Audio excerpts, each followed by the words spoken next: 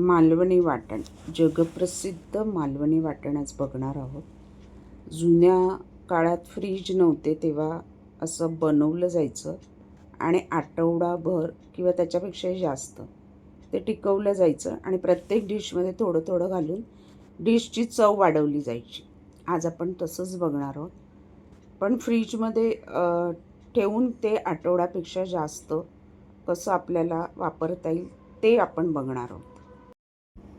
1 चमचा तेलामध्ये तेल छान कडकडीत तापवायचं आहे. मोठा कांदा एक, आवडीनुसार तुम्ही 2 कांदे पण घेऊ शकता. कांदा आणि खोबऱ्याचं प्रमाण कमी जास्त तुम्ही आवडीनुसार करू शकता.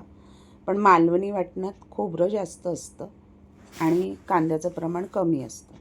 लसूण घेतले साधारण 2 कांदे, लसूण भरपूर असते.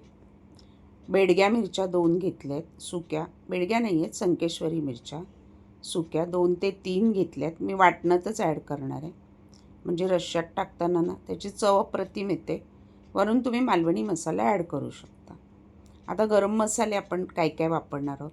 अर्धा चमचे धने, बडीशेप, 1 दालचिनी तुकडा, 1 चक्री फूल, पाव तुकडा जायफळ, 5-6 लवंग आणि अर्धा चमचा काळी मिरी.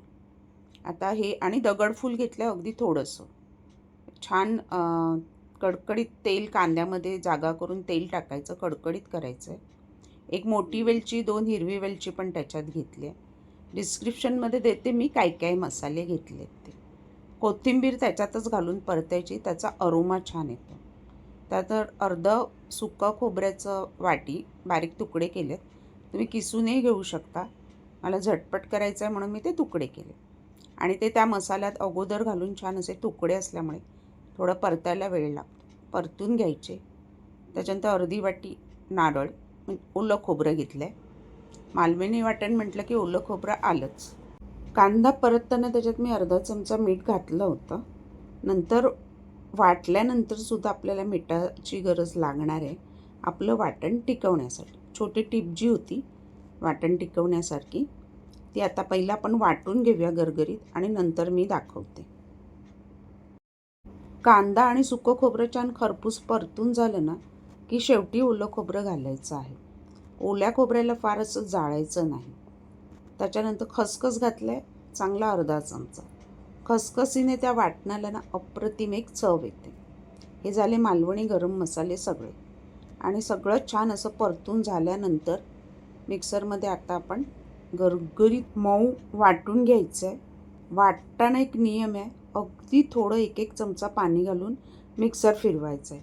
खूप पाणी घालून पातळ वाटण नाही करायचं आहे. त्यानंतर कांदा परतताना तेल जास्त वापरायचं आहे. वाटणामध्ये तेल पाहिजे. मग तुम्ही जेवण बनवताना फोडणीत तेल कमी वापरलं तरी चालेल. आणि सगळ्यात शेवटचं म्हणजे वाटण डब्यामध्ये एअरटाईट डब्यात सेट केलं की वरून जाडं मीठ त्याच्यावर पसरवायचं आणि झाकण लावून मग ते फ्रीजमध्ये ठेवायचं.